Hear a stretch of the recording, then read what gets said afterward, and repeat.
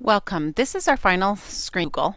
So we'll be discussing RSS feeds, and we'll be discussing changing the details for the little gadgets that we're putting on our pages.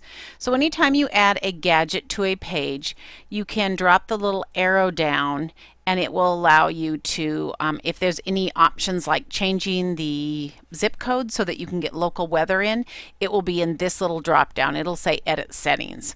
Okay, so that's how you would edit the settings. But one of the other options is when you go into Add Stuff, you're going to notice that right down here in the lower left corner it says Add Feed or Gadget. Now, Add Feed means we can add what we call RSS feeds. And you'll know an RSS feed because it'll have that little chiclet looking item, that little orange. You can also add third-party gadgets, gadgets that aren't in the iGoogle page, but maybe are on Pixly or one of the other gadget pages. But we want to talk about adding, say, local news to our page. So if I go to KPAX, for example, and I click right on the RSS feed icon that they've got, you will get to their RSS feed page. The other way that you can get to their RSS feeds is by simply going to, when you're on the KPAX page, if you scroll down to the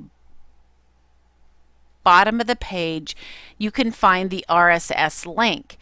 But let's say, for example, that you want to focus on just the RSS feed. What you can do is if you either go to the page or right click on RSS logo button and click Copy Link Address, then when you get back to your iGoogle page and you click Add Feed or Gadget, then you can paste in that link, and an RSS link will usually have RSS at the end of the link, or it'll say XML.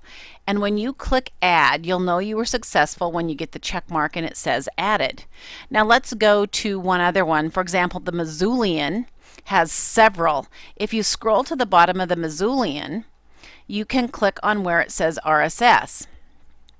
And what that will do is it will take you to their page that has all the RSS feeds. So maybe you just want high school sports, or maybe you just want local news. Okay, if that's the case, then if you right click on that link and copy the link address, then you can go back to your iGoogle page and add another gadget, or add another RSS, I'm sorry, and paste in your new RSS link and click Add. Once it's been successfully added, you'll get the check mark, and when you go back to your iGoogle homepage, you'll see that indeed now we have the search results coming in from the Missoulian. You get a nice little block here that has the most recent items, and here's KPAX. Now notice that when I click down the arrow, I can now edit the settings because there's some local settings.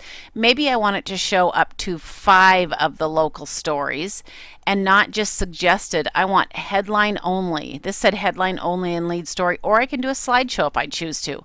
Now understand that if you choose slideshow, it's only going to put pictures in if there's a picture associated with that article. Okay, so you can change those options. I can also come up to KPAX and edit their settings and do the same thing.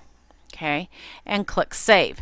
Now, one of the things that's nice is it gives you a nice heading, but at any time you can click the plus mark next to the heading and you can see a little more of an overview of the article. And once you read that little overview, if you decide you want to read more, it's just a matter of clicking on the heading here and it takes you right to the full article that's on the Missoulian website.